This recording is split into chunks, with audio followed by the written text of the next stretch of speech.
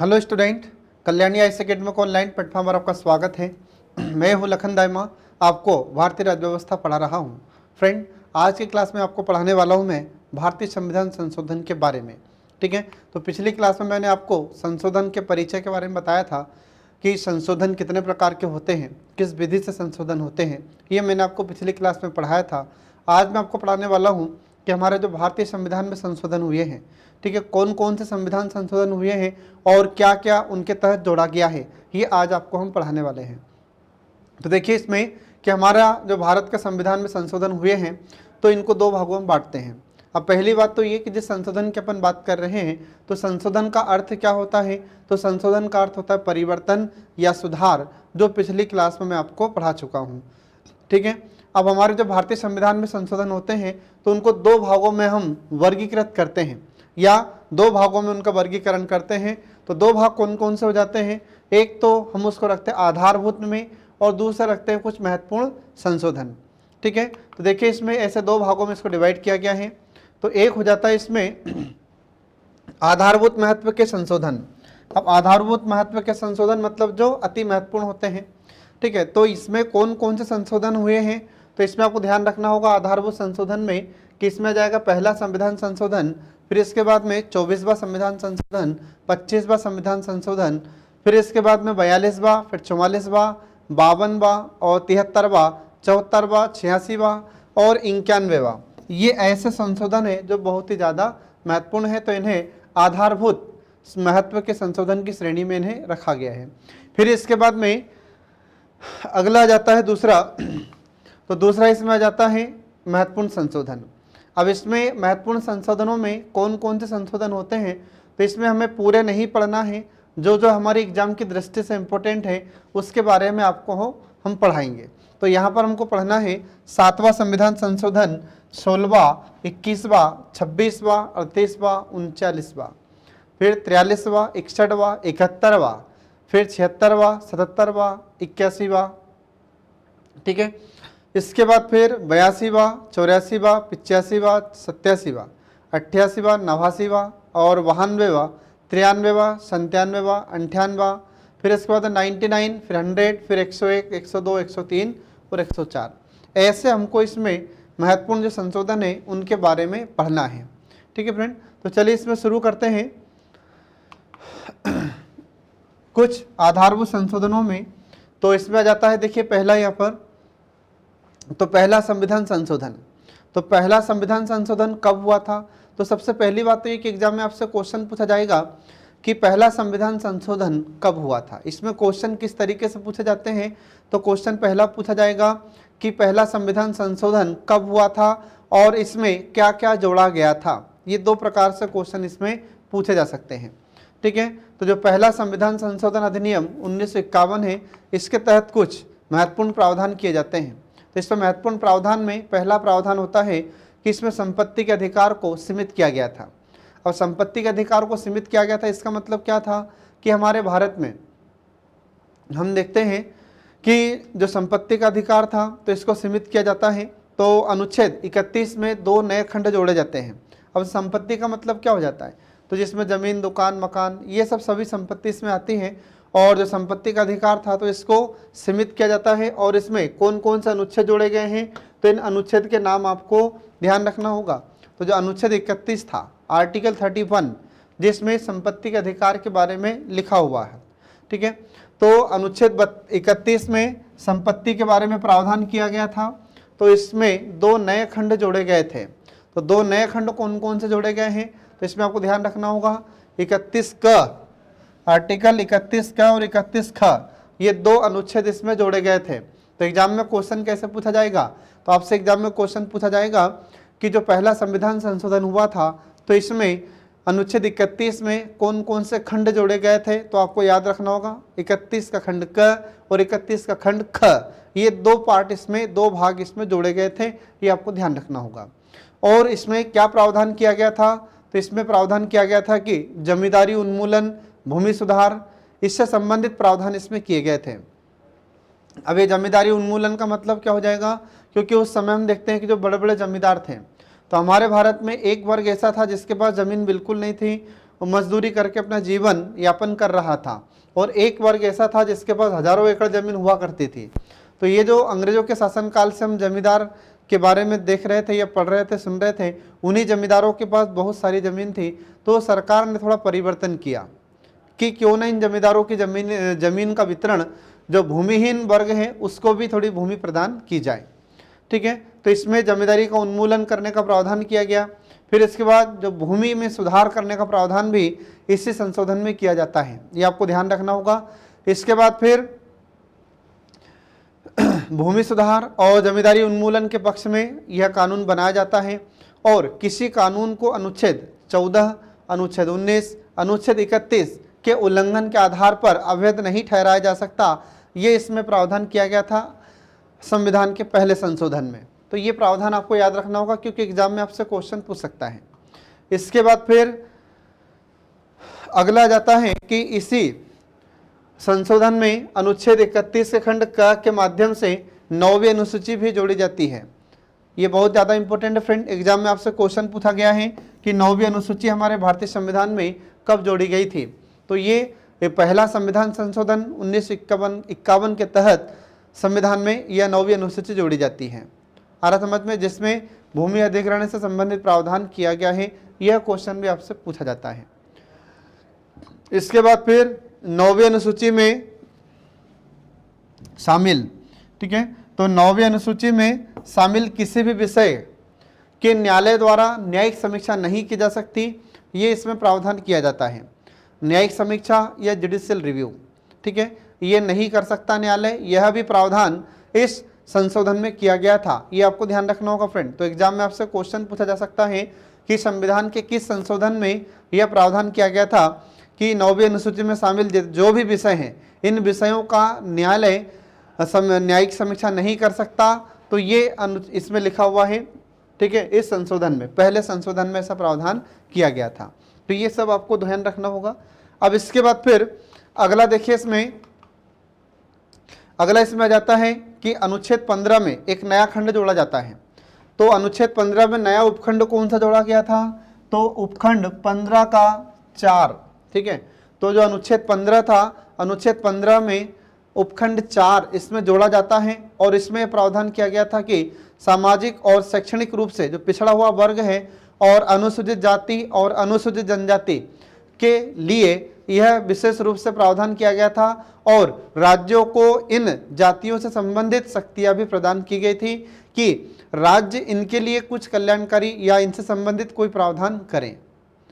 आ रहा समझ में? तो ये आपको ध्यान रखना होगा।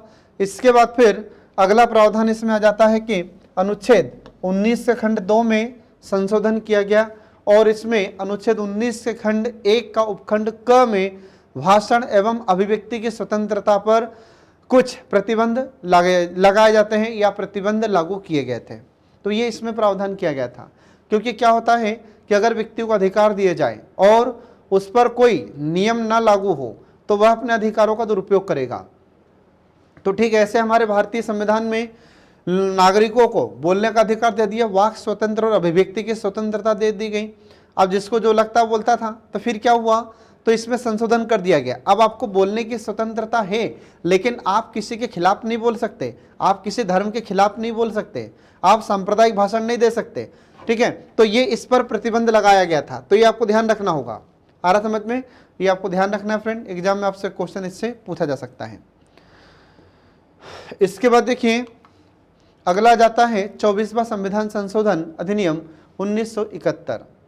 अब 24वां संविधान संशोधन अधिनियम 1971, इसमें क्या प्रावधान किया गया था? तो देखिए इसमें तो आर्टिकल 13 का पार्ट 2 अनुच्छेद 13 का खंड 2, इसमें क्या हुआ? तो इसमें हम देखते हैं कि अनुच्छेद 368 के अंतर्गत, अब 368 में क्या है? तो आर्टिकल 368 में संविधान संशोधन का प्रावधान किया गया है। तो इस अनुच्छेद 368 के अंतर्गत पारित अगर कोई भी विधि है तो अनुच्छेद 13 के खंड 2 में प्रयुक्त विधि शब्द में शामिल नहीं मानी जाएगी, ये इसमें लिखा गया था। इसके बाद फिर अगला जाता है अनुच्छेद 368 का खंड 1, इसमें क्या लिखा है?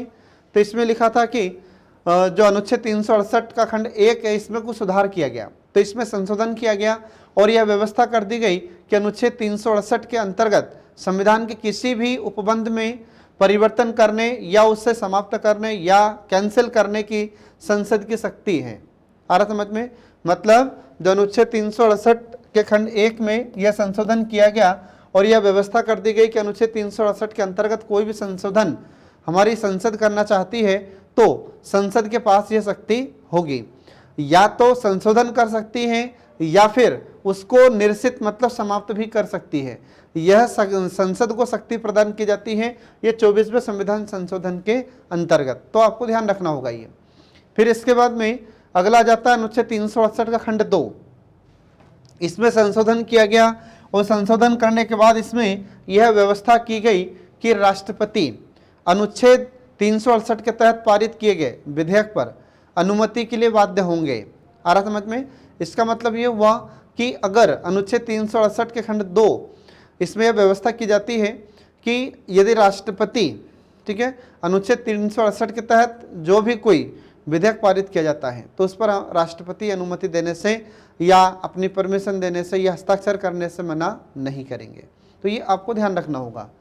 आ रहा समझ में? तो एग्जाम में अगर आपसे क्वेश्चन पूछा जाता है कि यह किस संविधान संशोधन में प्रावधान किया गया था कि अगर संविधान संशोधन से संबंधित कोई विधेयक पारित किया गया है तो राष्ट्रपति उस पर हस्ताक्षर करने के लिए बाध्य होंगे, तो ये 24वें संविधान संशोधन अधिनियम 1971 में ये प्रावधान किया गया था।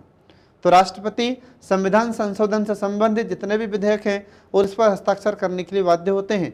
ये पिछली क्लास में मैं आपको बता चुका हूँ। अब इसके बाद देखिए इसमें आगे अगला जाता है 25वां संविधान संशोधन अधिनियम 1971। इसमें कौन कौन से प्रावधान हुए तो देखिए इसमें पहला प्रावधान इसमें यह होता है कि 31वां या अनुच्छेद 31 के खंड 2, तो अनुच्छेद 31 के खंड 2 में यह प्रावधान किया गया था प्रतिकर या मुआवजा। तो ये प्रतिकर या मुआवजा शब्द की जगह किस शब्द का इस्तेमाल किया जाएगा तो इसकी जगह रकम शब्द का उपयोग किया जाएगा। आ रहा समझ में? और यह स्पष्ट कर दिया गया कि सरकार किसी भी संपत्ति का या भूमि का यदि अधिग्रहण करती है, ठीक है, तो अब मुआवजे के रूप में, रकम के रूप में नगद देना ही जरूरी नहीं है। तो नगद के स्थान पर सरकार क्या दे सकती है तो बॉन्ड्स दे सकती है, कोई भी सरकारी प्रतिभूति है वह दे सकती है। आ रहा समझ में? और यह भी जरूरी नहीं है कि क्षतिपूर्ति बाजार मूल्य के अनुसार हो। आ रहा समझ में? ये इसमें प्रावधान किया जाता है अनुच्छेद 25वें संविधान संशोधन अधिनियम 1971 में। तो जैसा आपसे क्वेश्चन पूछा जाए वैसा आपको आंसर देना होगा। तो अगर एग्जाम में क्वेश्चन पूछा जाता है कि यह किस संशोधन में प्रावधान किया गया था कि मुआवजा के स्थान पर रकम शब्द का उपयोग किया जाए, तो ये आपको ध्यान रखना होगा 25 कॉन्स्टिट्यूशन अमेंडमेंट एक्ट 1971, ये आपको याद रखना होगा फ्रेंड। इसके बाद फिर अगला देखिए इसमें अनुच्छेद 31 का खंड ग। तो अनुच्छेद 31 का खंड ग इसमें जोड़ा गया था, ये पहले नहीं था, ठीक है, इसमें जोड़ा गया और यह कहा गया कि यदि राज्य मतलब हमारी सरकार अनुच्छेद 39 आर्टिकल 39 का पार्ट वी मतलब 39 का खंड ख और 39 का खंड ग में जो वर्णित नीति निर्देशक तत्व हैं उनको साकार करने के लिए अगर कोई कानून बनाता है या सरकार कानून बनाती है तो ऐसे कानून को मूल अधिकारों से संबंधित अनुच्छेद 14, अनुच्छेद 19 और अनुच्छेद 21 के उल्लंघन के आधार पर अवैध नहीं ठहराया जा सकता, उन्हें इलीगल नहीं कहा जा सकता। ये आपको ध्यान रखना होगा। इसके बाद फिर अगला आ जाता है 42वां संविधान संशोधन। ये बहुत ही ज़्यादा महत्वपूर्ण संविधान संशोधन है। इसमें से एग्जाम में क्वेश्चन आपसे ज़रूर पूछे जाते हैं क्योंकि ये हमारे भारत का सबसे बड़ा संविधान संशोधन है। मतलब अभी तक जितने भी संशोधन हुए हैं उन संशोधनों में सबसे बड़ा संविधान संशोधन है। इसलिए 42वें संविधान संशोधन को लघु संविधान भी कहा जाता है। एग्जाम में इससे कई बार क्वेश्चन पूछा गया है। तो क्वेश्चन इससे कैसे पूछा गया है तो क्वेश्चन पूछा गया है कि बताइए भारत का लघु संविधान किसे कहा जाता है। तो लघु संविधान इसको कहते हैं 42वें संविधान संशोधन अधिनियम 1976 को। तो इसको इसलिए कहते हैं क्योंकि इसमें बहुत सारे संशोधन हुए थे, बहुत सारे परिवर्तन किए गए थे। तो देखिए इसमें कौन कौन से परिवर्तन किए गए थे। इसके बाद में फिर ये जो संशोधन हुआ था तो किस समिति की सिफारिश पर किया जाता है, तो आपको ध्यान रखना होगा कि सरदार स्वर्ण सिंह समिति की सिफारिश पर यह संशोधन किया जाता है। ये आपको ध्यान रखना होगा फ्रेंड। इसके बाद फिर इसमें कुछ महत्वपूर्ण संशोधन है। तो देखिए इसमें पहला है कि संविधान की प्रस्तावना में इसमें 3 शब्द जोड़े जाते हैं। सबसे महत्वपूर्ण जो एग्जाम में बार बार रिपीट होता है कि संविधान की प्रस्तावना में जो 3 शब्द हैं, समाजवादी, पंथनिरपेक्ष और अखंडता, ये किस संविधान संशोधन के तहत जोड़े गए हैं। तो आपको ध्यान रखना होगा ये 42वें संविधान संशोधन अधिनियम 1976 के तहत ये 3 शब्द हमारी प्रस्तावना में जोड़े गए हैं, जो मैं आपको पहले बता चुका हूं। तो कौन कौन से शब्द हैं? तो पहला है समाजवादी, दूसरा है पंथनिरपेक्ष और तीसरा है अखंडता, और इनका अर्थ भी आपको मैं बता चुका हूं। आ रहा समझ में? तो समाजवादी का मतलब हो जाता है कि भारत में संसाधनों का समान वितरण किया जाएगा। फिर जो समाजवादी होता है या समाजवाद होता है, इसको भी हमने 3 भागों में बांटा था। एक सामाजिक समाजवाद, दूसरा राजनीतिक समाजवाद, तीसरा आर्थिक समाजवाद। इसके बाद फिर पंथ निरपेक्ष का मतलब क्या हो जाएगा? तो पंथ निरपेक्ष का मतलब हो जाता है कि राज्य का अपना कोई धर्म नहीं होगा, आ रहा समझ में, और सभी धर्मों को समान रूप से बढ़ावा देगा। तो राज्य न तो किसी धर्म को बढ़ावा देगा, न किसी धर्म को हतोत्साहित करेगा, और राज्य का अपना कोई धर्म नहीं होगा। तो इस अवधारणा को पंथ निरपेक्षता कहा जाता है। तो हमारा भारत कैसा है? पंथ निरपेक्ष देश है। और अखंडता का मतलब क्या हो जाएगा? तो अखंडता का मतलब हो जाता है कि हमारे भारत का विभाजन अब किसी भी स्थिति में स्वीकार नहीं होगा। तो ये सब इसमें प्रावधान किए गए थे फ्रेंड। इसके बाद फिर देखिए इसमें अगला इसमें प्रावधान होता है कि अनुच्छेद 31, तो आर्टिकल 31 का खंड घ, इसको इसमें शामिल किया जाता है।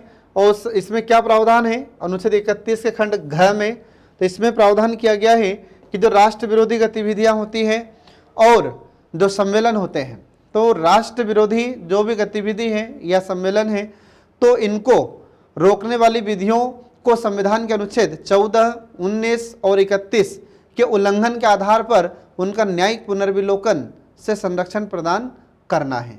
यह इसमें प्रावधान किया गया था। इसके बाद फिर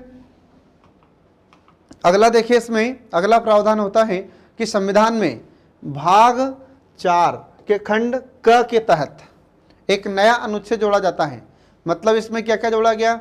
एक तो संविधान का भाग 4 क इसमें जोड़ा जाता है, और अनुच्छेद कौन सा जोड़ा गया? तो अनुच्छेद 51 का खंड क इसमें जोड़ा जाता है। और इसमें प्रावधान क्या किया गया? तो इसमें मौलिक कर्तव्यों का या मूल कर्तव्यों का प्रावधान इसमें किया गया था।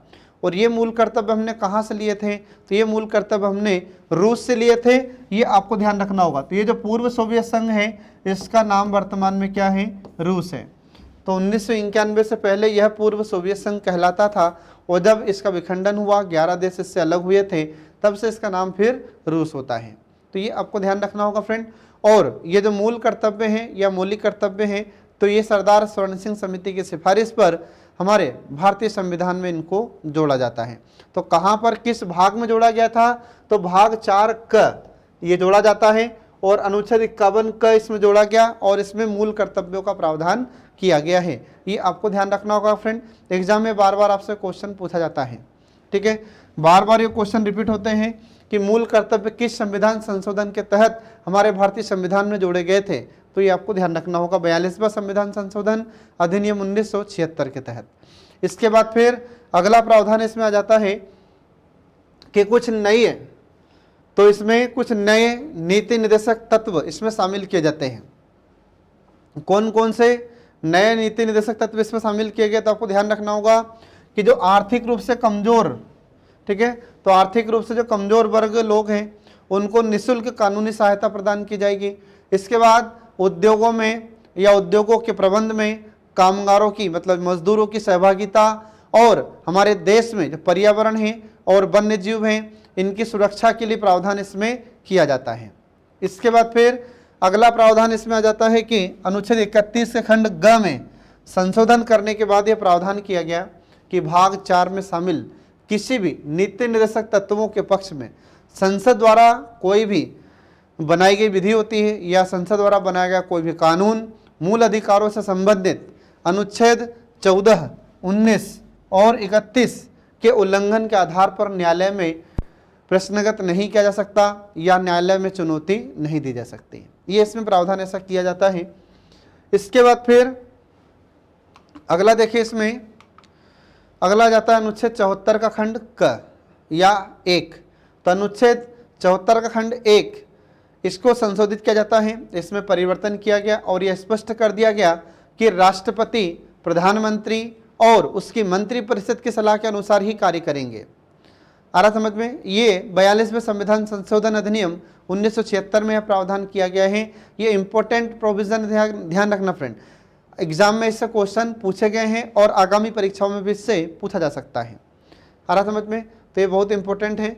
इसके बाद फिर अगला जाता है कि आपातकाल की स्थिति में जो लोकसभा, राज्यसभा, ठीक है, तो लोकसभा तथा राज्य विधानसभाओं की समयावधि को 5 वर्ष से बढ़ाकर 6 वर्ष किया जाता है।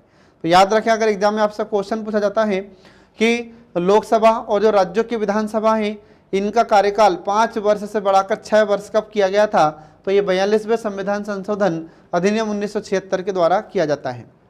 ठीक है, ये आपको ध्यान रखना होगा। ये 5 वर्ष से बढ़ाकर कितनी कर दिया गया इसको, तो 5 वर्ष से बढ़ाकर इसका कार्यकाल 6 वर्ष कर दिया जाता है। ये आपको हमेशा ध्यान रखना होगा। इसके बाद फिर अगला प्रावधान इसमें आता है कि संसद और जो राज्य विधानसभा होती है, तो संसद और राज्य विधानसभाओं की संयुक्त बैठक बुलाने से संबंधित अगर आवश्यक गणपूर्ति की आवश्यकता जो होती थी पहले, तो इससे संबंधित जो आवश्यक गणपूर्ति संबंधी प्रावधान है इसको समाप्त कर दिया गया। पहले क्या होता था कि जैसे संसद का संयुक्त अधिवेशन बुलाना है या संयुक्त बैठक बुलानी होती थी तो उसके लिए गणपूर्ति की आवश्यकता होती थी। ऐसे ही राज्यों की जो विधानसभाएं होती हैं अगर उसमें संयुक्त बैठक बुलाना है तो गणपूर्ति की आवश्यकता होती है। अब यहाँ पर गणपूर्ति का मतलब क्या होता है, तो 1/10 सदस्यों का उपस्थित होना अनिवार्य होता है, जिसे हम गणपूर्ति या इंग्लिश में कोरम कहते हैं। तो संसद में और जो राज्यों की विधानसभाएं हैं इसमें ये जो गणपूर्ति का नियम है यह प्रावधान समाप्त कर दिया जाता है इस संशोधन के तहत। ये आपको ध्यान रखना होगा फ्रेंड।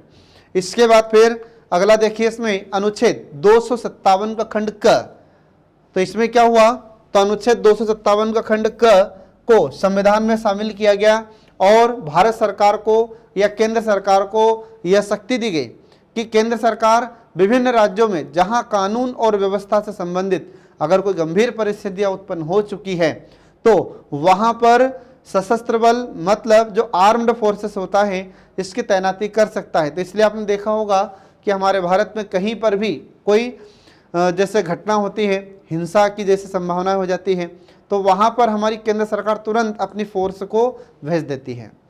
हरा समझ में, जैसे को हम रैपिड एक्शन फोर्स कहते हैं, ब्लू वर्दी में ये रहते हैं सशस्त्र बल के सैनिक। ठीक है, तो ये आपको इसमें ध्यान रखना होगा, अर्धसैनिक बल जिसे अपन कहते हैं। इसके बाद फिर अगला देखिए, इसमें अगला प्रावधान होता है कि अनुच्छेद 352 और अनुच्छेद 356, तो इनमें क्या है, आर्टिकल 352 और 356। तो इसमें 352 में राष्ट्रीय आपातकाल का प्रावधान है और जो 356 है इसमें राज्यों में आपातकाल मतलब राष्ट्रपति शासन का वर्णन किया गया है। तो इन दोनों में संशोधन किया गया और संशोधन कर राष्ट्रपति को संपूर्ण देश के लिए एक साथ या देश के किसी भी भाग में आपातकाल की घोषणा करने की शक्ति दी गई। और राज्य में संवैधानिक तंत्र अगर विफल होता है, इसका मतलब क्या हुआ, इसका मतलब ये हो जाता है कि राज्य में अगर सरकार ठीक ढंग से काम नहीं कर रही है, ठीक है, सरकार बार बार बदल रही है, सरकार ठीक से काम नहीं कर पा रही है, राज्य सरकारों में भ्रष्टाचार जैसी समस्या उत्पन्न हो गई है, उस राज्य में राज्य की जनता उस सरकार से संतुष्ट नहीं है, जनता सरकार का विरोध कर रही है, तो ऐसी स्थिति में क्या होगा, तो ऐसी स्थिति में संवैधानिक तंत्र वहाँ का विफल हो जाएगा। और जब ये संवैधानिक तंत्र विफल हो जाता है तो यदि राष्ट्रपति को ऐसा लगे तो राष्ट्रपति शासन की उद्घोषणा कर दी जाएगी और इसके बाद इसकी जो अवधि 6 माह थी तो 6 माह से बढ़ाकर 1 वर्ष करने की शक्ति ये संसद को प्रदान की गई। आ रहा समझ में, तो ये आपको ध्यान रखना होगा। तो संसद ने यह प्रावधान कर दिया कि अब राष्ट्रपति शासन की जो अवधि है अगर बढ़ाना चाहे तो 6 माह से 1 वर्ष तक बढ़ा सकती है, लेकिन यह शक्ति किसको प्राप्त है, संसद को प्राप्त है। संसद अगर चाहेगी तो किसी भी राज्य में अगर राष्ट्रपति शासन चल रहा है तो संसद उसे 6 माह से बढ़ाकर 1 वर्ष कर सकती है। यह प्रावधान 42वें संविधान संशोधन अधिनियम 1976 में किया जाता है, ये आपको ध्यान रखना होगा। इसके बाद फिर अगला आ जाता है कि संविधान के अनुच्छेद 368, तो आर्टिकल 368 में 2 नए खंड जोड़े जाते हैं।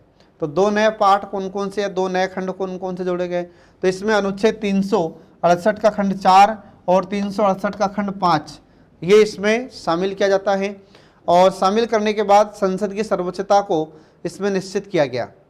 तो संसद की सर्वोच्चता इसमें निश्चित की जाती है और संसद को यह शक्ति दी गई कि संसद अनुच्छेद 368 के तहत संबंधित जितने भी संशोधन हैं, तो संशोधन की प्रक्रिया के द्वारा संविधान के किसी भी भाग में संशोधन कर सकती है और इसे न्यायालय में चुनौती नहीं दी जा सकती। ये इसमें प्रावधान किया जाता है। आ रहा समझ में? ये आपको ध्यान रखना होगा। तो ये बहुत ही महत्वपूर्ण संशोधन है, एग्जाम में इससे क्वेश्चन भी पूछा जाता है। इसके बाद फिर अगला जाता है 7वीं अनुसूची में। अब 7वीं अनुसूची में 3 प्रकार की सूचियों का वर्णन है, संघ सूची, राज्य सूची और समवर्ती सूची। ये 3 सूचियों का वर्णन 7वीं अनुसूची में किया गया है। तो इसमें क्या हुआ? तो इस संविधान संशोधन के तहत यह प्रावधान किया गया कि जो 7वीं अनुसूची है, तो 7वीं अनुसूची में परिवर्तन कर राज्य सूची में नई कुछ प्रविष्टियां शामिल की जाती है। उसमें कुछ नए पॉइंट्स को इसमें जोड़ा जाता है और जिन प्रविष्टियों में या जिन प्रविष्टियों को इसमें शामिल किया जाता है, जिन नए पॉइंट्स को इसमें जोड़ा जाता है, तो उसमें क्या क्या था? तो इसमें शिक्षा, मापतोल और वन, इन्हीं को समवर्ती सूची में स्थानांतरित कर दिया गया था। तो ये आपको ध्यान रखना होगा। तो एग्जाम में आपसे क्वेश्चन पूछ सकता है कि शिक्षा, मापतोल और इसके बाद वन, ये समवर्ती सूची में कब शामिल किए गए थे? तो ये 42वें संविधान संशोधन अधिनियम 1976 में इन्हें शामिल किया गया था। ये आपको ध्यान रखना होगा। ठीक है फ्रेंड। इसके बाद फिर अगला देखिए, इसमें 44वां संविधान संशोधन 1978, तो 44 कॉन्स्टिट्यूशन अमेंडमेंट 1978। अब इसमें क्या हुआ? तो देखिए इसमें सबसे पहला और इम्पोर्टेंट जो आपसे एग्जाम में बार बार पूछा जाता है, तो देखिए इसमें संशोधन पहला कि संपत्ति के अधिकार से संबंधित जो अनुच्छेद 19 का खंड 1 का उपखंड 6 जो था, ठीक है, तो इधर क्या था? ये मूल अधिकार था। तो मूल अधिकार कितने में था? तो अनुच्छेद 19 के खंड 1 का उपखंड 6 इसमें संपत्ति का अधिकार था, पहले मूल अधिकार था ये। और इधर कहाँ पर था? तो इधर अनुच्छेद 31 में ये मूल अधिकार था, संपत्ति का अधिकार। तो यहाँ पर इसको मूल अधिकार की श्रेणी से हटा दिया और इसे अनुच्छेद 300 के खंड क में इसे शामिल किया गया है। और जब अनुच्छेद 300 के खंड क में इसे शामिल किया जाता है, तो अब यह क्या है? अब यह कानूनी अधिकार है, न कि अब ये मौलिक अधिकार है। तो एग्जाम में इससे क्वेश्चन बार बार पूछे जाते हैं इस संशोधन से कि संपत्ति के मूल अधिकार को कानूनी अधिकार या विधिक अधिकार की श्रेणी में किस संशोधन के तहत रखा गया था या किस संशोधन के तहत ऐसा किया गया था। तो ये संशोधन आपको ध्यान रखना होगा। कौन सा है संशोधन? ये 44 44वां संविधान संशोधन अधिनियम 1978, ये आपको ध्यान रखना होगा। ठीक है फ्रेंड, तो बहुत ही महत्वपूर्ण है ये। इसके बाद फिर अगला देखिए, इसमें अनुच्छेद 22 आर्टिकल 22, इसमें क्या होता है? तो इसके अंतर्गत जो निवारक निरोध में था, तो निवारक निरोध में संशोधन किया गया और राज्य के द्वारा किसी भी व्यक्ति को निरुद्ध करने, मतलब उसे गिरफ्तार करने और उसे बंदी बनाकर रखने के आधारों को इसमें सीमित कर दिया गया। और यह संशोधन व्यवहार में लागू नहीं हो सका क्योंकि उस समय फिर ये जो जनता पार्टी की सरकार थी, इसकी सरकार चली गई थी, इस कारण फिर यह लागू नहीं हो सका। इसके बाद फिर अगला देखिए, अनुच्छेद 22 में क्या है? तो अनुच्छेद 22 में गिरफ्तारी के संबंध में संरक्षण का प्रावधान है और इससे संबंधित इसमें प्रावधान किया गया था, लेकिन जनता पार्टी की सरकार गिर जाने के कारण यह लागू नहीं हो सका। इसके बाद फिर अगला देखिए, इसमें अनुच्छेद 71, तो जो आर्टिकल 71 है, इसमें संशोधन किया गया और संशोधन करने के बाद यह प्रावधान किया जाता है कि राष्ट्रपति और उपराष्ट्रपति इनके चुनाव से संबंधित विवादों की जांच करने का अधिकार सर्वोच्च न्यायालय को सौंप दिया गया, जो कि पहले क्या था? तो 39वां या 39वां कॉन्स्टिट्यूशन अमेंडमेंट 1975 के द्वारा यह अधिकार छीन लिया गया था, लेकिन इसमें पुनः अधिकार दे दिया जाता है। ठीक है, तो ये आपको ध्यान रखना होगा। इसके बाद फिर देखिए अगला अगला है आर्टिकल 74 का पार्ट 1, तो अनुच्छेद 74 का खंड 1, इसमें संशोधन किया गया और राष्ट्रपति को यह शक्ति दी जाती है कि मंत्रिपरिषद के द्वारा जो दी गई सलाह है तो पुनर्विचार के लिए वह एक बार लौटा सकता है। ध्यान रखना, सिर्फ एक बार। आ रहा समझ में? अगर मंत्रिपरिषद ने कोई सलाह दी है हमारे राष्ट्रपति को, तो एक बार हमारे राष्ट्रपति पुनर्विचार के लिए उसे लौटा सकते हैं, यदि उसके बाद इस सलाह को मानने के लिए राष्ट्रपति बाध्य होगा। आ रहा समझ में? इसका मतलब क्या हुआ? तो जैसे मान लीजिए कि मंत्रिपरिषद ने सलाह करके कोई भी प्रस्ताव राष्ट्रपति के पास भेजा। अब क्या हुआ फिर? तो राष्ट्रपति ने सोचा कि ठीक है, मुझे लग रहा है कि इस पर एक बार विचार होना चाहिए, तो राष्ट्रपति ने उस प्रस्ताव को फिर से मंत्रिपरिषद के पास वापस भेज दिया।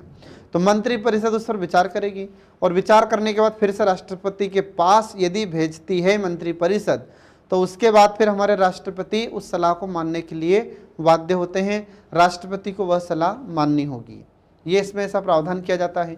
इसके बाद फिर अगला पॉइंट इसमें आ जाता है कि लोकसभा और जो राज्यों की विधानसभा है इनका कार्यकाल फिर से 5 वर्ष कर दिया गया, जबकि इससे पहले जो 42वां संविधान संशोधन हुआ था तो इसमें हमारी लोकसभा और राज्यों की विधानसभा का कार्यकाल कितना किया गया था?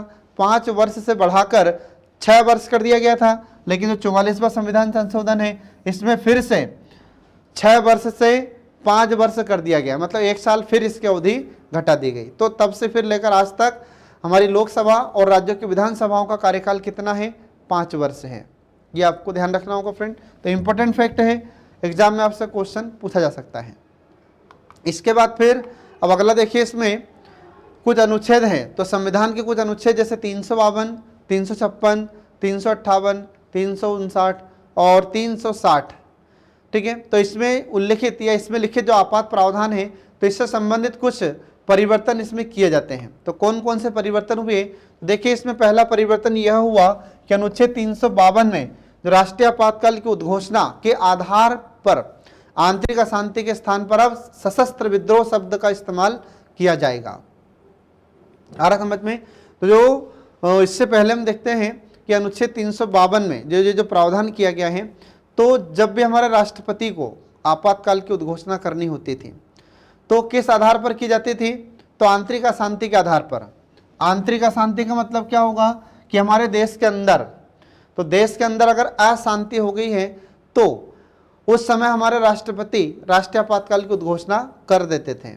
लेकिन जब ये 44वां संविधान संशोधन हुआ 1978 में, तो इसमें प्रावधान किया गया कि अब ये आंतरिक अशांति शब्द का इस्तेमाल नहीं किया जाएगा, अब किसका किया जाएगा? सशस्त्र विद्रोह का इस्तेमाल किया जाएगा। मतलब सशस्त्र विद्रोह के आधार पर हमारे राष्ट्रपति राष्ट्रीय आपातकाल की उद्घोषणा कर सकते हैं। आ रहा समझ में? सशस्त्र विद्रोह का मतलब हो जाता है कि जब शस्त्र लेकर, अब अस्त्र और शस्त्र में अंतर होता है। तो शस्त्र वे हथियार होते हैं जो हाथ में रखकर चलाए जाते हैं और अस्त्र वे हथियार होते हैं जो फेंक कर चलाए जाते हैं। ये दोनों में अंतर होता है। तो जब जनता हमारे देश के अंदर, मतलब हमारे भारत के जो नागरिक हैं, हमारे भारत के जो लोग हैं, शस्त्र लेकर अगर सड़क पर आ जाते हैं और ऐसा विद्रोह हो जाता है, तो ऐसी परिस्थिति में हमारे राष्ट्रपति राष्ट्रीय आपातकाल की उद्घोषणा कर सकते हैं। तो राष्ट्रीय आपातकाल की उद्घोषणा 3 परिस्थितियों में हमारे राष्ट्रपति करते हैं। एक तो शत्रु देश भारत पर आक्रमण कर दे, या हमारे भारत का किसी दूसरे देश से युद्ध हो जाए, और तीसरा ये कि भारत में सशस्त्र विद्रोह हो, मतलब देश के अंदर ये सशस्त्र विद्रोह होता है। तो ऐसी 3 परिस्थितियों में हमारे राष्ट्रपति राष्ट्रीय आपातकाल की उद्घोषणा करते हैं। ये आपको ध्यान रखना होगा। इसके बाद फिर अगला देखिए इसमें कि राष्ट्रपति के द्वारा राष्ट्रीय आपातकाल की उद्घोषणा के लिए जो मंत्रिमंडल होगा, तो मंत्रिमंडल से पहले लिखित रूप में सलाह लेना होगा। मतलब जब तक मंत्रिमंडल लिखित में नहीं देगा तब तक हमारे राष्ट्रपति राष्ट्रीय आपातकाल की उद्घोषणा नहीं कर सकते। ये प्रावधान इसमें किया जाता है फ्रेंड। इसके बाद फिर अगला आ जाता है कि आर्टिकल 358, तो अनुच्छेद 358 के तहत अनुच्छेद 19 का तभी निलंबन किया जा सकेगा जब आपातकाल की उद्घोषणा युद्ध या फिर बाहरी आक्रमण के आधार पर हुई हो, अन्यथा नहीं। आ रहा समझ में? जो अनुच्छेद 19 है इसका निलंबन, इसको सस्पेंड उसी कंडीशन में किया जाएगा जब किसी शत्रु देश ने भारत पर आक्रमण किया है, या फिर भारत का युद्ध किसी दूसरे देश से हुआ है, तब जाकर ये अनुच्छेद 19 निलंबित होगा, अन्यथा नहीं होगा। ये आपको ध्यान रखना होगा फ्रेंड। इसके बाद फिर अगला प्रावधान देखिए, इसमें अनुच्छेद 359 आर्टिकल 359। तो आर्टिकल 359 इसके आधार पर अनुच्छेद 20 और 21 इसको निलंबित नहीं किया जा सकेगा। तो इसी संविधान संशोधन में यह प्रावधान किया गया कि जो आर्टिकल 359 है, इसके बेस पर, इसके आधार पर आर्टिकल 20 और 21 इसे कभी भी सस्पेंड नहीं किया जाएगा। ये इसमें प्रोविजन किया जाता है, इसमें प्रावधान किया गया था। इसके बाद फिर अगला प्रोविजन इसमें होता है कि किसी राज्य में संवैधानिक तंत्र की विफलता, संवैधानिक तंत्र का मतलब हो जाता है कि किसी भी राज्य में जब सरकार ठीक ढंग से काम नहीं कर पा रही है, सरकार बार बार गिर रही है, फिर राज्य के अंदर असंतोष उत्पन्न हो गया है, राज्य के अंदर जो जनता लगातार विरोध कर रही है सरकार का, और समझ में सरकार बार बार गिर रही है या बार बार वहाँ पर अविश्वास प्रस्ताव पेश किया जा रहा है, तो इन परिस्थितियों में या वहाँ का जो मुख्यमंत्री है ठीक ढंग से काम नहीं कर पा रहा है, सरकार ढंग से काम नहीं कर पा रही है, मंत्री ठीक से काम नहीं कर पा रहे हैं, तो जब ऐसा संवैधानिक तंत्र विफल हो जाता है तो ऐसी परिस्थिति में संसद के द्वारा उस राज्य में अनुच्छेद 356 के तहत राष्ट्रपति शासन घोषित करने का प्रस्ताव एक बार में 6 माह से अधिक के लिए परिवर्तनीय नहीं होगा। जबकि इससे पहले कितना था, तो इससे पहले 1 वर्ष कर दिया गया था, लेकिन इसमें क्या हुआ, अब इसमें फिर से घटाकर अब क्या कर दिया कि अगर राष्ट्रपति शासन को बढ़ाना है तो एक बार में हमारी संसद कितने महीने के लिए बढ़ा सकती है, तो एक बार में हमारी संसद 6 महीने के लिए उसे बढ़ा सकती है। आ रहा समझ में, ये आपको ध्यान रखना होगा फ्रेंड। इसके बाद फिर अगला आ जाता है कि जो अनुच्छेद 352 है आर्टिकल 352, तो इसके अंतर्गत जो राष्ट्रीय आपातकाल की उद्घोषणा की जाती है तो राष्ट्रीय आपात को न्यायिक समीक्षा के दायरे में ला दिया गया। मतलब इसमें जुडिशियल रिव्यू भी किया जा सकता है, हमारा न्यायालय भी इसमें अवलोकन कर सकता है, जिसे फिर 38वें संविधान संशोधन के माध्यम से न्यायिक समीक्षा या जुडिशियल रिव्यू के दायरे से वापस बाहर रख दिया गया था। आ रहा समझ में। तो कई बार क्या होता है कि हमारी संसद को लगता है कि यार हमने जो संशोधन किया है ये सही नहीं है, तो फिर उसमें क्या करते हैं, फिर से परिवर्तन करते हैं। ऐसे कभी कभी क्या होता है कि हमारे न्यायालय को डिसीजन दे देते हैं, तो न्यायालय को लगता है कि हमारे द्वारा जो डिसीजन दिया गया वह सही नहीं है, तो डिसीजन को वापस भी लिया जाता है। तो ऐसे हमारी संसद के द्वारा भी किया जाता है। ठीक है, तो पहले बताया था हमने आपको कि पहले हमारी लोकसभा और राज्यों की विधानसभा का कार्यकाल 6 वर्ष किया गया, फिर घटाकर वापस 5 वर्ष कर दिया गया।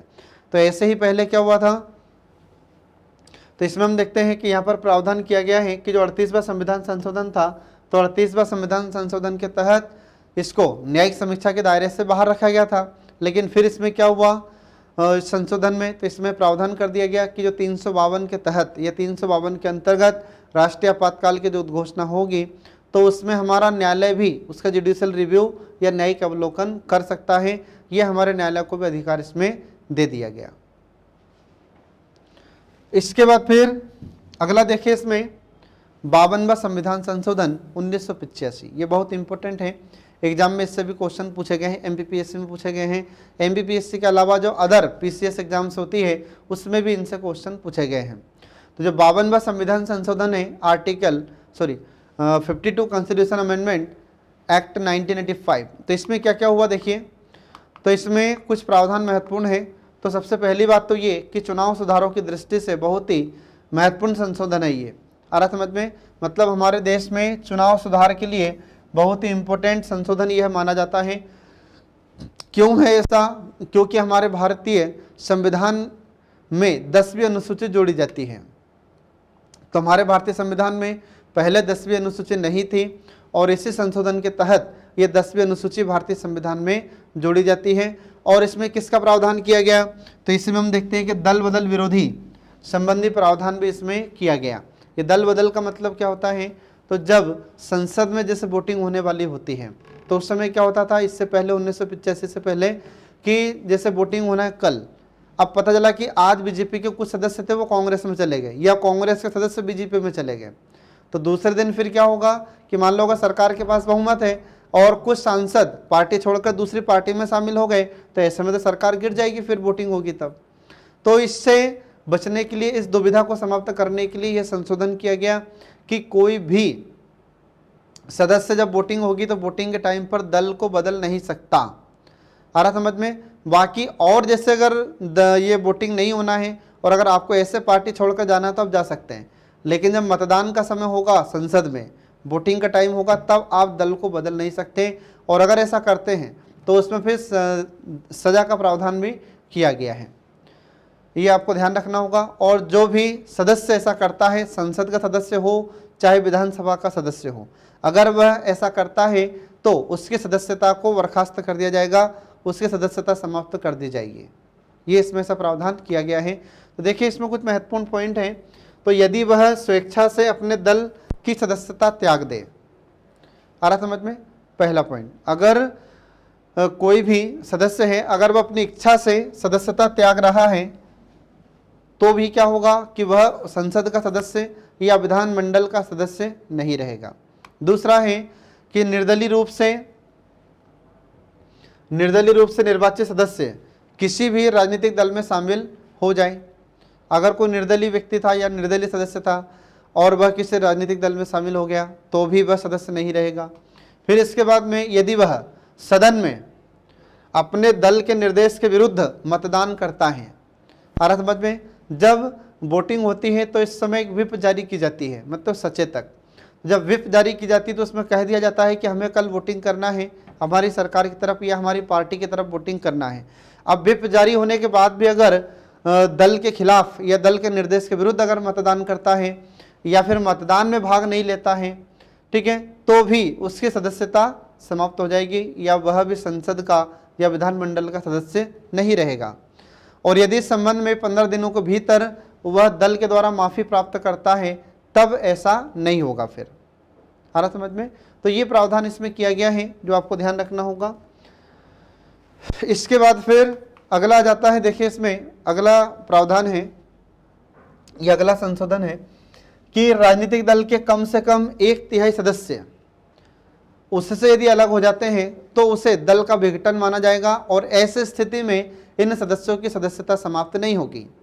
अगर एक अकेला सदस्य ऐसा करता है तो उसके खिलाफ कार्रवाई होगी और उसकी सदस्यता समाप्त हो जाएगी। लेकिन अगर 1/3 सदस्य मिलकर उस पार्टी को छोड़ देते हैं, उस दल को छोड़ देते हैं, तो फिर इसमें पार्टी का विघटन होगा।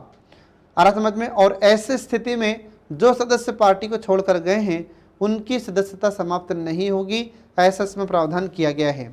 फिर इसके बाद में अगला पॉइंट देखिए यहाँ पर। तो अगला पॉइंट इसमें आ जाता है कि किसी दल के 2/3 सदस्यों की सहमति से उसका विलय किसी अन्य राजनीतिक दल में हो जाए तो ऐसी स्थिति में भी सदस्यता समाप्त नहीं होगी। आ रहा समझ में। जो भी सदस्य हैं, अगर ये 2/3 सदस्य, तो किसी दल के 2/3 सदस्य अगर सभी लोग मिलकर अगर उनका विलय किसी अन्य राजनीतिक दल में हो जाए तो भी ऐसी स्थिति में राजनीतिक जो भी मतलब इनकी जो सदस्यता है वह समाप्त नहीं होगी। इसका मतलब ये हुआ कि जैसे मान लीजिए कि बीजेपी के सदस्य हैं, अब 2/3 सदस्य विचार कर लेते हैं कि हम तो पार्टी को छोड़ेंगे, तो अगर ये पार्टी छोड़कर दूसरी पार्टी में चले जाते हैं, दूसरे दल में शामिल हो जाते हैं, तो भी ऐसी स्थिति में इन सदस्यों की सदस्यता संसद से या राज्यों के विधानमंडल से इनकी सदस्यता बर्खास्त नहीं होगी या इनकी सदस्यता समाप्त नहीं होगी। ये आपको ध्यान रखना होगा। इसके बाद फिर अगला पॉइंट इसमें आ जाता है कि दल बदल पर उठे किसी भी प्रश्न या विवाद पर अंतिम निर्णय सदन के अध्यक्ष के पास होगा या सभापति के पास होगा तथा वह निर्णय न्यायिक पुनर्विलोकन से परे होगा। मतलब ये होगा कि अगर दल बदल से संबंधित अगर कोई विवाद हुआ है तो उस समय लोकसभा का अध्यक्ष या राज्यों में विधानसभा का अध्यक्ष या सभापति जो भी उसमें निर्णय देगा ये सर्वमान्य होगा और इसमें हमारा न्यायालय कोई हस्तक्षेप नहीं करेगा या हमारा न्यायालय या हमारी जुडिशरी इसमें जुडिशरी रिव्यू या जुडिशियल रिव्यू नहीं कर सकता या न्यायिक पुनर्विलोकन नहीं कर सकता। इसमें न्यायालय इंटरफेयर नहीं करेगा, ये आपको ध्यान रखना होगा। इसके बाद फिर अगला इसमें देखिए 73वां संविधान संशोधन अधिनियम 1992 73 कॉन्स्टिट्यूशन अमेंडमेंट 1992। इसमें आपको ध्यान रखना बहुत ज़्यादा इंपॉर्टेंट है, एग्जाम में से बार बार क्वेश्चन पूछे जाते हैं। तो देखिए इसमें क्या क्या प्रावधान है। तो संविधान के भाग 9 में अनुच्छेद 243 से लेकर 243 का खंड ओ इसमें जोड़ा जाता है जो कि पहले नहीं था। ठीक है, तो इसमें अनुच्छेद 243 में हम देखते हैं कि पंचायती राज की परिभाषा दी जाती है, और उसके बाद फिर 243 ए से लेकर 243 ओ तक इसका प्रावधान किया जाता है, और इसमें सब में पंचायती राज का वर्णन है। इसके बाद फिर जो आर्टिकल 280 का पार्ट 3 का वी, इसका मतलब क्या है, तो अनुच्छेद 280 का खंड 3 का उपखंड बी, और इसके बाद 11वीं अनुसूची इसमें जोड़ी जाती है, ये आपको ध्यान रखना होगा। तो पहले 11वीं अनुसूची हमारे भारतीय संविधान में नहीं थी, और जब ये 73वां संविधान संशोधन हुआ, ठीक है, तो इस समय ये 11वीं अनुसूची हमारे भारतीय संविधान में जोड़ी जाती है, ये आपको ध्यान रखना होगा। अब ध्यान रहे कि ये 1992 इसका नाम है, 73वां संविधान संशोधन अधिनियम 1992 इसका नाम है, परंतु ये लागू कब होता है, तो ये 1993 की बात है। 1993 में 24 अप्रैल से लागू हुआ था, तो 24 अप्रैल 1993 को भारत में लागू होता है ये। और यह किससे संबंधित था, तो पंचायतों से संबंधित था, और पंचायतों से संबंधित कुछ महत्वपूर्ण प्रावधान है। तो देखिए इसमें पहला प्रोविजन क्या है, तो फर्स्ट पॉइंट इसमें होता है कि त्रिस्तरीय पंचायती राज की स्थापना भारत में की जाएगी, या इसका शुभारंभ हुआ। तो 3 स्तर की पंचायत कौन कौन सी, तो गांव के स्तर पर ग्राम पंचायत होगी, और जनपद के स्तर पर जनपद पंचायत, मतलब मध्यवर्ती स्तर पर जनपद पंचायत होगी, और जिला के स्तर पर जिला पंचायत होगी। ये 3 प्रकार की पंचायतों का प्रावधान इसमें किया जाता है। इसके बाद फिर अगला आ जाता है कि संविधान में 11वीं अनुसूची जोड़ी गई, और जो पंचायती राज है इसे 29 कार्य सौंपे जाते हैं, 29। अब गांव के स्तर पर 29 कार्य क्या होंगे, जैसे साफ सफाई की व्यवस्था करना, पेयजल की व्यवस्था करना, इसके बाद में गांव में कांजी हाउस की व्यवस्था करना, इसके बाद में गांव में सुरक्षा व्यवस्था बनाए रखना, इसके बाद में शब्दाग्रह की व्यवस्था करना, और भी बहुत सारी व्यवस्थाएं होती है, सुविधाएं होती है जो ग्राम पंचायतों को मुहैया करानी पड़ती हैं। तो ये सभी प्रावधान इसमें किए गए। तो कुल मिलाकर ये पंचायतें कितने प्रकार के काम करेगी, 29 प्रकार के कार्य करेगी, ये इसमें प्रावधान किया गया था। इसके बाद फिर अगला आ जाता है कि महिलाओं के लिए कम से कम 1/3 आरक्षण का प्रावधान भी इसमें किया गया था। महिलाओं को कितना रिजर्वेशन का प्रोविजन इसमें किया जाता है, तो आपको याद रखना होगा 1/3। ये इंपॉर्टेंट है, एग्जाम में क्वेश्चन आपसे पूछा जाता है कि पंचायती राज में कितना आरक्षण महिलाओं को दिए जाने का प्रावधान किया गया था इसमें, तो 1/3 या 1/3 आरक्षण का प्रावधान इसमें किया गया है। इसके बाद फिर अगला पॉइंट इसमें आ जाता है कि पंचायतों का वित्त पोषण राज्यों की संचित निधि से करने, मतलब इनको पैसा कहाँ से मिलेगा, जो पंचायतें हैं, ग्राम पंचायत, जनपद पंचायत, जिला पंचायत, ये काम कैसे करेंगे, तो इनके लिए पैसा कहाँ से आएगा। तो इसमें भी ये प्रावधान किया जाता है कि जो पंचायतें हैं तो इनका वित्त पोषण, मतलब इनको रुपया पैसा कहाँ से मिलेगा, जो राज्य की संचित निधि है, तो राज्य की संचित निधि से करने, और इसके बाद पंचायतों का जो वित्तीय अवलोकन करने के लिए राज्य स्तर पर एक वित्त आयोग का गठन किया जाएगा, ठीक है। और यह वित्त आयोग इनको समय समय पर वित्तीय सुविधा प्रदान करने के लिए सिफारिश करेगा, और इनको कितना पैसा दिया जाना चाहिए, कितना नहीं दिया जाना चाहिए, इन सभी का अवलोकन यह वित्त आयोग करेगा। आ रहा समझ में, तो ये आपको इसमें ध्यान रखना होगा। इसके बाद फिर अगला जाता है 74वां संविधान संशोधन अधिनियम 1992, तो 74 कॉन्स्टिट्यूशन अमेंडमेंट एट 1992। अब इसमें क्या हुआ, तो इसमें हम देखते हैं कि संविधान के भाग 9 में एक और भाग जोड़ दिया गया जिसका नाम हुआ भाग 9 क। तो पार्ट 9A या भाग 9 क ये इसी संशोधन के तहत जोड़ा जाता है, और इसमें किस अनुच्छेद से लेकर किस अनुच्छेद तक प्रावधान किया जाता है, तो ध्यान रखें कि इसमें अनुच्छेद 243 का खंड P से लेकर 243 का खंड ZG तक ये अनुच्छेद ये इसमें जोड़े जाते हैं भाग 9 का खंड क में। और इसके लिए कौन से अनुसूची संविधान में जोड़ी गई, तो आपको ध्यान रखना होगा 12वीं अनुसूची इसमें जोड़ी जाती है। ये इंपॉर्टेंट है, एग्जाम में आपसे क्वेश्चन पूछा जाता है। इसके बाद फिर नगरीय निकायों को स्वायत्त शासन की इकाई के रूप में कार्य करने के लिए कुछ प्रावधान इसमें किए गए थे। तो ध्यान रहे कि जो 73वां संविधान संशोधन था तो वह ग्रामीण क्षेत्र में कार्य करने के लिए पंचायतों का गठन किया गया था, और ये जो 74वां संविधान संशोधन है इसके तहत शहरी क्षेत्र में स्वशासन या फिर जो इकाइयाँ होती हैं उनकी स्थापना करने का प्रावधान इस संशोधन में किया गया था। तो शहरी क्षेत्र में शासन करने के लिए यहाँ पर सरकारों का गठन किया गया था, जिसमें नगर निगम, नगर पालिका और नगर पंचायत। ये मुख्य रूप से 3 संस्थाएं कार्य करती हैं। ऐसे तो हम देखते हैं कि 8 प्रकार के निकाय इसमें होते हैं। ठीक है, अब इसमें देखिए तो इसमें कौन कौन से निकाय होंगे इस शहरी क्षेत्र में या फिर 74वें संविधान संशोधन अधिनियम 1992 के तहत। तो इसमें देखिए आपको ध्यान रखना है कि नगर पंचायत ये भी नगरीय क्षेत्र में काम करेगी, नगर पालिका, इसके बाद नगर निगम, ये इनकी स्थापना का प्रावधान भी इसी संशोधन में किया गया था कि जो शहरी क्षेत्र हैं इन शहरी क्षेत्रों में नगर पंचायत, नगर पालिका परिषद और नगर निगम की स्थापना की जाएगी, ये इसमें प्रावधान किया जाता है। इसके बाद फिर इस संशोधन के तहत संविधान में कौन सी अनुसूची जोड़ी जाती है, तो आपको याद रखना होगा कि जो 12वीं अनुसूची थी तो 12वीं अनुसूची इसी संशोधन के तहत जोड़ी जाती है। और जो शहरी निकाय हैं या नगरीय निकाय हैं इन्हें कितने कार्य सौंपे गए थे, तो आपको ध्यान रखना होगा इनके लिए 18, तो 18 कार्य इनको दिए गए थे, ये 18 विषय इनको दिए गए हैं। तो आज हम देखते हैं कि शहरी क्षेत्र में ये नगरीय निकाय कौन कौन से काम करते हैं 18। तो आपने देखा होगा जैसे सफाई व्यवस्था करना, पेयजल की व्यवस्था करना, बिजली की व्यवस्था करना, इसके बाद में नगरों का सौंदर्यीकरण करना, आ रहा समझ में। इसके बाद फिर जो आवारा पशु वाहन हैं उनको पकड़ना और भी जो तमाम सुविधाएं होती हैं तो नगरीय निकाय प्रदान करते हैं। तो इन नगरीय निकायों को ऐसे 18 कार्य दिए गए हैं या इन्हें 18 विषय दिए गए हैं और इन कार्यों को नगरीय निकाय लगातार कर रहे हैं, ये इसमें प्रावधान किया जाता है। इसके बाद फिर अगला संविधान संशोधन होता है 86वां, तो 86 कॉन्स्टिट्यूशन अमेंडमेंट 2002। अब इसमें क्या प्रावधान हुआ, तो देखिए इसमें वैसे तो पहले मैं आपको बता चुका हूं कि इसमें प्राथमिक शिक्षा के संबंध में यह संशोधन किया जाता है। तो इसमें क्या हुआ था कि पहले अनुच्छेद 21 का खंड क नहीं था और जब ये संशोधन हुआ तो हमारे भारतीय संविधान में अनुच्छेद में एक नया अनुच्छेद जोड़ा गया जिसको 21 का कहते हैं। तो 21 का इसमें जोड़ा गया और प्रावधान किया गया कि जो 6 से 14 वर्ष तक के बच्चे हैं इनके लिए मूल अधिकार बना दिया गया शिक्षा का अधिकार। आ रहा समझ में। तो बच्चों के लिए शिक्षा का अधिकार क्या है, मूल अधिकार है। तो इन्हें अब निःशुल्क और अनिवार्य शिक्षा राज्य की ओर से, सरकार की ओर से प्रदान की जाएगी।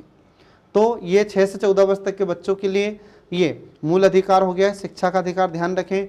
और वहीं इनके जो माता पिता हैं या कोई भी अभिभावक हैं तो इनके परिवार में, इनके घर में अगर 6 से 14 वर्ष तक का बच्चा रह रहा है तो उन माता पिता का, उन अभिभावकों का यह कर्तव्य है कि उस 6 से 14 वर्ष तक के बच्चे को निःशुल्क और अनिवार्य शिक्षा प्राप्त करने का अवसर प्रदान करें, ये उनका कर्तव्य बना दिया गया है।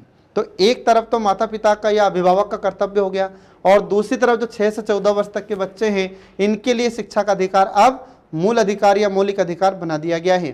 तो किस संशोधन में ऐसा प्रावधान हुआ था, ये 86वां संविधान संशोधन अधिनियम 2002, इसमें यह प्रावधान किया गया था। फ्रेंड याद रखना, बहुत इंपॉर्टेंट, एग्जाम में से कई बार क्वेश्चन पूछे जा चुके हैं और आगामी परीक्षाओं में भी आपसे पूछा जा सकता है।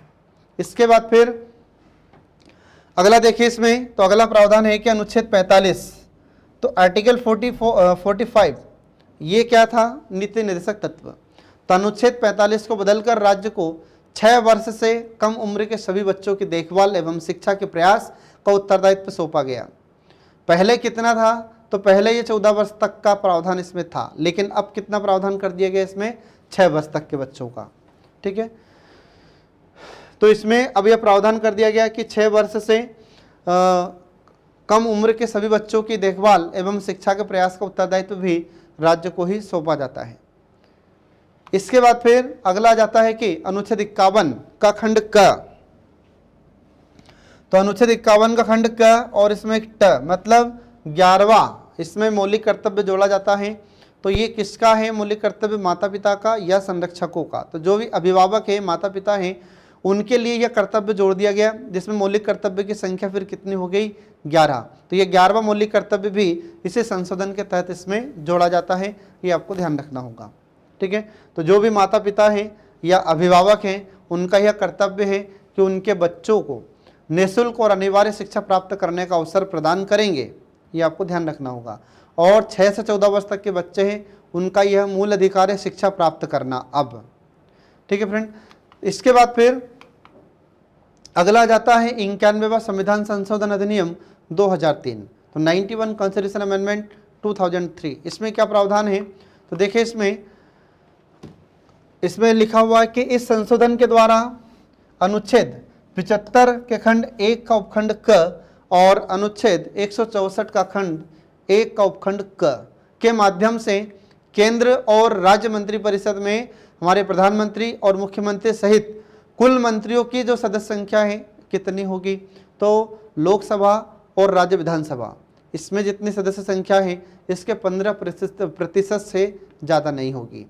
तो इस समय अटल बिहारी वाजपेयी जी की सरकार थी, ये उस समय प्रधानमंत्री थे। तो उन्होंने देखा कि जब केंद्र में किसी भी पार्टी की सरकार बनती है तो प्रधानमंत्री अपने ढेर सारे परिचितों को मंत्री बना लेते हैं, जिसमें क्या होता था कि सरकार के खजाने पर बोझ बढ़ रहा था।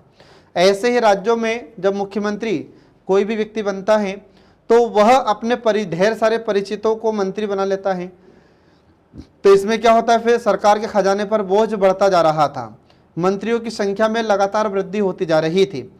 तो उस समय अटल जी ने ये संविधान संशोधन करवाया और इसमें प्रावधान किया गया कि अब 15% से ज़्यादा मंत्री नहीं बन सकते। कैसे, तो जैसे मान लीजिए कि लोकसभा में, तो लोकसभा में कितने सदस्य हैं, 545, तो इसमें से कितने परसेंट बनेंगे, 15% मंत्री बनेंगे, इससे ज़्यादा नहीं बन सकते। ऐसे जो राज्यों की विधानसभाएं हैं, तो राज्यों की विधानसभाओं की जितनी सीट होगी उसके 15% से ज़्यादा मंत्री नहीं बन सकते। ये इसमें प्रावधान कर दिया गया है। आ रहा समझ में। तो जितने भी राज्यों की विधानसभा हैं, उदाहरण के लिए जैसे मध्य प्रदेश में, तो एमपी में कितनी सीटें हैं, तो एमपी में 230 सीटें हैं विधानसभा की। तो विधानसभा में 230 सीटें, तो इसका 15%, बस इससे ज़्यादा मंत्री नहीं बन सकते। ये इसमें प्रावधान किया गया था फ्रेंड, ये आपको ध्यान रखना होगा। ठीक है। इसके बाद फिर अगला प्रावधान इसमें आ जाता है कि संविधान में एक नया अनुच्छेद 361 का खंड ख इसमें जोड़ा जाता है और 10वीं अनुसूची में संशोधन किया गया और यह व्यवस्था कर दी गई कि किसी भी दल के 2/3 सांसद या विधायक अपने दल से अलग होकर यदि अन्य दल में शामिल हो जाते हैं तो इसे दल बदल नहीं माना जाएगा, इसे सिर्फ क्या माना जाएगा, विघटन माना जाएगा। और ऐसी स्थिति में जो सदस्य हैं उन सदस्यों की सदस्यता समाप्त नहीं होगी। ये इसमें प्रावधान किया गया फ्रेंड, ये आपको ध्यान रखना होगा। ठीक है। तो इस प्रकार से हम देखते हैं कि आज का हमारा सेशन समाप्त होता है। इसका जो बचा हुआ भाग है ये मैं आपको नेक्स्ट क्लास में पूरा पढ़ाऊंगा फ्रेंड। तब तक के लिए पढ़ते रहिए, देखते रहिए कल्याणी आईएएस अकेडमी के सभी वीडियोस जो आपको प्रतियोगी परीक्षा में सफलता दिलाने में महत्वपूर्ण भूमिका निभाते हैं। Thanks for watching.